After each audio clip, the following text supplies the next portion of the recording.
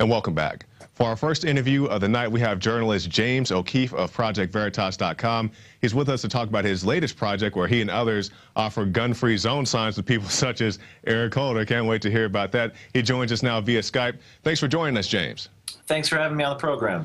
Okay, now the project that interests me most, I've seen some of your other things, such as when you go out and you get Eric, or you're offered Eric Holder's voting registration, and you have other projects as well, as we may mention here a little bit later. But for right now, I want to start off by showing this clip of your latest project where you go out and hand out gun-free zone signs, or at least offer them to various members of the press and even Eric Holder. So let's take a look at that clip right now.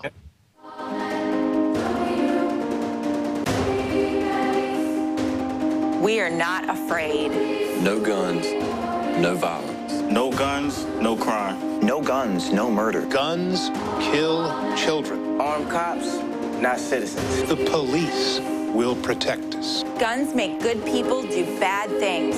Take all guns from everyone, so no one else is harmed. Anti-gun is pro-America. We are not afraid. join us. Tell everyone your house is completely unprotected. Tell them this is a gun-free zone. Put a sign in your lawn that says no guns here. We're not afraid. We're defenseless. We are not afraid. Join us. Join us. Join us. Because there's strength in numbers. A suburban New York City newspaper is in the middle of a big controversy this morning after it put up online the names and addresses of everyone with a gun permit. We also know which houses don't have guns.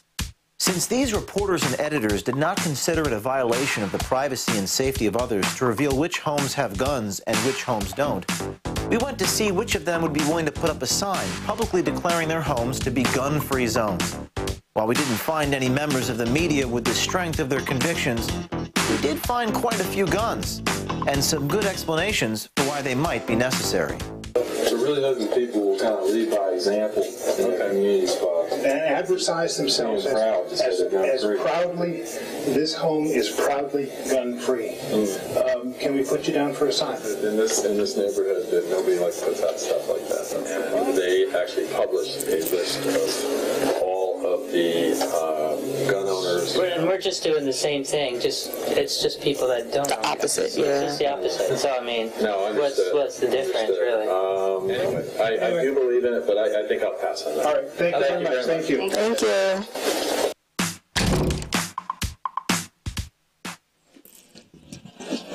Hi. Hey, good morning. We're with Citizens Against Senseless Violence. Is this? I'm sorry, I can't tell. But good luck. No. You don't care about children? Is this? Well, we're just trying to get people to notice and to see these. Other reasons I can't get into that. Do you have guns? I agree with you, and I am on your side on this, but I'm just wondering if that's not an invitation to somebody with a gun. You want to sign up? I don't know. I want to think about it. I agree with you, but I'm not sure about the sign. For the purposes that you said. Well, but you're concerned that if you say you're gun-free, somebody with a gun's going to come and... I think, yeah. But I put signs out. The problem in this town is, somebody driving by around here might think it's an invitation to come barging in. Well, if it said Citizens Against Senseless Violence, without this home is proudly gun-free, I would put the sign up. Yeah.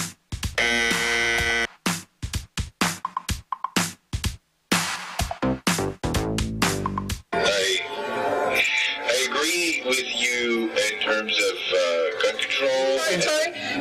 I'm sorry. Are you the same one that's on TV?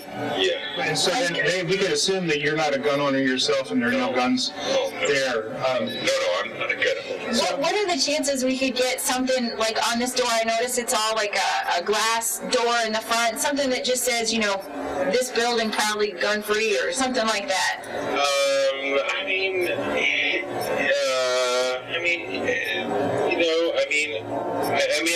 That I'd have to talk to my neighbors. I don't know that. I honestly don't know what they feel on this issue. Thank you. Thank you very much. Yes, good luck, you guys. Thank you. All right.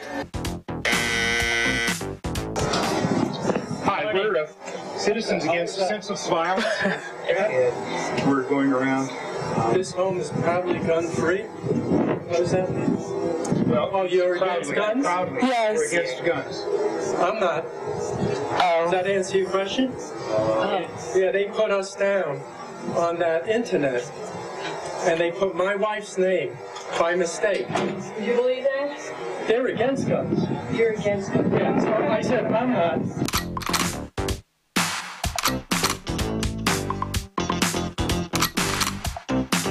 Your neighbors, they said to come over. Yeah, well, the only problem is we can't put it up. My wife works for the newspaper. Leave a sign with you and put it up when the time is right? Yeah. So you'll take it, you just want to keep it hidden? For right now, you see this person here? Yeah. Her life's been threatened. I moved to Canada because I hated guns. The issue is never going to be guns. What the issue is that you got to get them back down to one bullet magazines. He's earned because of the threats. Against you? No, my wife. So, show it to her. Okay. Thank you.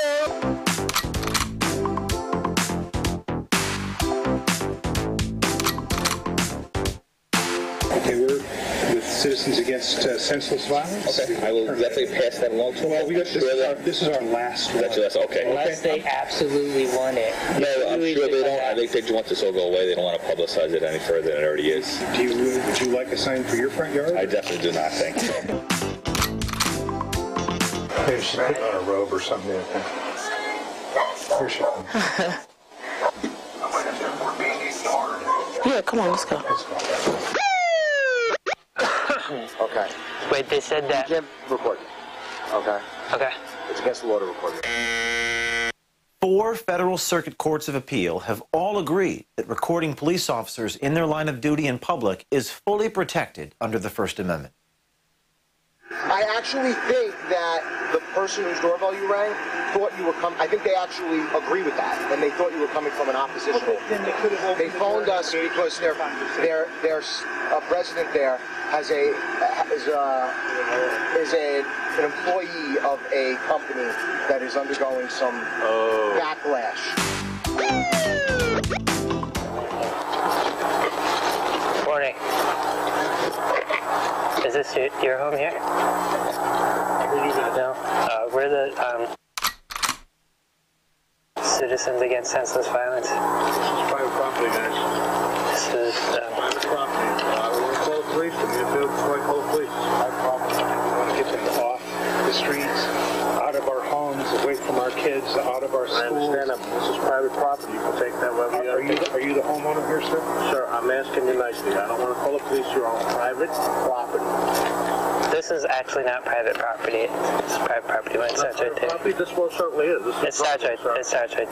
Sir, 50 by 100 is a lot. That's private property. Unless you pay my taxes. We're all I do pay taxes. We're all standing here in the public street.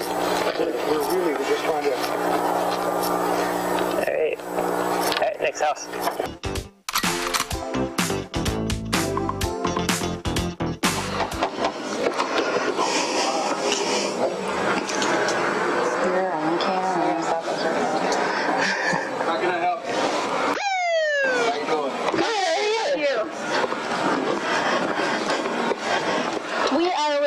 A newly formed group called Citizens Against Senseless Violence, and we're just trying to get support from folks in the D.C. area to kind of promote the cause, no guns on the street, that kind of thing. Right.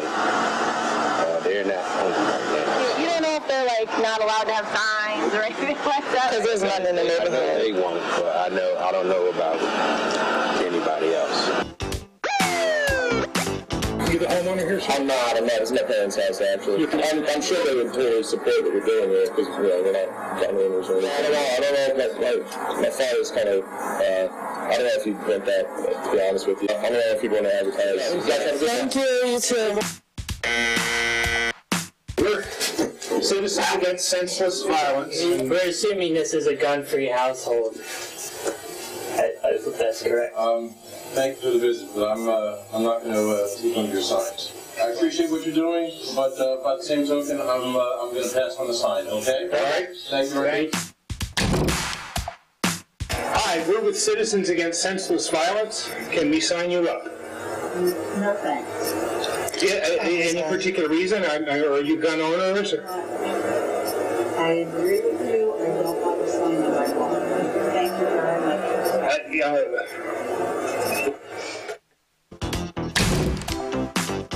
much. Again, not a single member of the media willing to live up to the strength of their convictions. Now a final parting thought from our good friend Bob Braun at the Star-Ledger, which also wants to target law-abiding gun owners. We're going to get a nasty note from one of my most progressive friends who says, because I wrote a column, I'm a columnist, and I wrote a column against for stricter gun laws, and he said, you're a fool because when the right wing takes over the government, we're going to need guns. So he's worried the right wing's going to take over and then... Yeah, and then there won't be guns to fight them back. So then I said to him, but they got the Army, you know, they got the Army and the Navy and the Marines and everything else, and he said, well, he said, there's going to be a revolution there too, but, you know. Okay, James, so we just watched the video. Tell us how that came about and what prompted you to take those actions. The first thing that we saw was David Gregory in Washington, D.C. on NBC News carry a gun clip on the air, a magazine, and he was not prosecuted for doing that. I remember that, yeah. And the second thing that happened is we saw in Westchester County, New York, they printed the names of all these law-abiding gun owners and outed them, neglecting their privacy concerns. They outed them as gun owners. So we thought, well, if they're willing to publicize the names of gun owners, what if we went to their homes, the homes of the journalists, the Fourth Estate, and even some politicians, and asked them to post a sign on their property saying, this house is proudly gun-free. And we got just unbelievably just hilarious and hypocritical reactions where people are actually offering justifications for the Second Amendment at their home. They say, I don't want to post that sign because someone might barge into my home. Right. One reporter for the Star-Ledger says it might be an invitation for someone with a gun. Yeah, I remember watching that, and I'm looking at these people, these anti-gun advocates. Like you said, some of these people even took part in publishing the addresses of gun owners. But when you go to their homes, like one of the ladies you mentioned, and she says, no, I don't want that in my front yard. Why? Because somebody might break in. Really? Really? You think somebody may break into your house if you have a sign advertising that it's a gun-free zone? Who would have thunk it? That's right. They also have armed guards. These individuals, these journalists are oftentimes wealthy or politically connected or powerful enough to be able to get 24/7 armed guards. And the irony is that, you know, one of the individuals, the publisher's husband for this newspaper, pointed to the armed guard and said, you know, we're armed. And then he says in the next sentence, I want to ban guns, get them down to 1-bullet magazines. I remember that, yeah. Unbelievable, just visual hypocrisy for the world to see. And I'm so glad you guys did that, because you've done some other projects in the past, but I think this is by far your best that I've seen. This video definitely needs to go viral. Last time I checked, it was, I think, 160,000 hits. Just that particular page I was looking at. But it's definitely a great illustration of the people we're dealing with, the great hypocrisy. You know, just like you said, these people have armed guards, and maybe they don't have to carry a gun because they have somebody carry a gun for them. But if you want a gun to arm your family, and lo and behold, it holds more than 10 bullets in the magazine, or 8 in the case of New York, then they want you to be arrested. They want you to put on these lists like some type of pedophile. That's right. And it's also, you know, an issue where you're denying middle class and people who are less fortunate the ability to, you know, to defend themselves. Only the rich, only the journalists, only the Fourth Estate, the people above the law, they can protect themselves. And in Westchester County, New York, we're coincidentally, our office at ProjectVeritas.com is located in Westchester, New York. If you wanted to apply to get a gun in this county, in New York State, you would have to go and interview with a police officer. And the first available interview to get approval from a police officer is in August. Really? That's the type of process to get a permit to own a gun in New York State. And so you don't even you can't even do it legally if you are privileged enough to get the approval. And these people have armed guards 24/7 guarding their properties because they can afford to. Mm-hmm. It's absolutely unconscionable, the type of things that our Fourth Estate is doing. And that's what we're trying to expose here. Exactly. Now, we saw recently in New York, Mayor Cuomo, heavy gun restrictions. He says he doesn't even want you to have more than, I believe it's 8 bullets. Different things such as that, and I believe it was Senator Ball from New York who brought up the example of a lady defending her children, and he said had she had 9 bullets in her gun instead of 6 or 7, whatever she had, she would have been a criminal defending herself in her own home. Yeah, they passed a ban on anything over 7, 7 bullets for the magazines. And I assure you that some of those security guards probably have a few more than 7 bullets in their magazines currently. While the husband of the publisher for the Journal News is saying that we should have muskets with 1 bullet, his own armed security guard has, probably a Glock handgun that that has 10 bullets. So it's rich with irony. One of our other favorite moments was Toure from MSNBC. We visited him home in Brooklyn, New York, and we asked him to post a sign saying his house was proudly gun-free.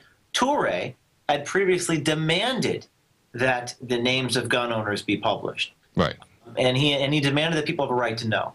Then when we asked Toure to publish a sign saying his home was gun-free, there's this hilarious moment where he's stuttering and stumbling and trying to come up with some excuse on why he should not advertise himself as being gun-free. Exactly. And I remember that particular example, but I think my favorite part in the clip was when you go to the guy's house and you say, I think it was just a private citizen, say, hey, would you like to have this gun-free zone sign in front of your house? He said, man, I'm packing.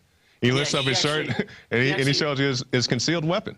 He lifted up his shirt and he said, I'm not against guns. Does that answer your question? Right. It's this very funny moment. You have to watch the video and see it because he just lifts up his shirt. And, I guess it's a more sensibly minded person than some of our other journalist friends. Exactly. Now, we've seen in the media this demonization of Second Amendment, a lot of smoke and mirrors, because you get a lot of these guys, these late-night guys, these talk guys, they say, hey, we just want to ban assault weapons, we just want to ban high-capacity magazines, and then they follow it up, we have no problem with you defending yourself in your home. They always slide that in there. We just want to get rid of these big, powerful rifles, but you can defend yourself in your home. And then they say nobody's trying to take your guns. We see Senator Dianne Feinstein, who herself has a concealed weapon. She had the famous clip on 60 Minutes where she says, Mr. and Mrs. America, turn them all in, saying she wants to get rid of all guns. This Illinois Senate, who tried twice in a week, I believe once on the Sunday, to ban things as simple as pump-action shotguns. I mean, the hypocrisy of these people is just unfathomable. What you're getting at is something that really, our video is resonating with the grassroots, and of course it's not resonating with the mainstream media, but it's resonating on Twitter and Facebook and all over America right now. What you're getting at is this notion that guns for me but not for thee. Exactly. That we measure the courage of their convictions and find out that these journalists and these politicians and these powerful people, they apply rules for everyone and they exempt themselves. It's do as I say, not as I do. Exactly. And I would respect them. I would respect if they were willing to put the sign in their lawn and be philosophically consistent. But they're not philosophically consistent. They project this policy and all these things, but they're frauds and cowards because they don't apply it to their own lives.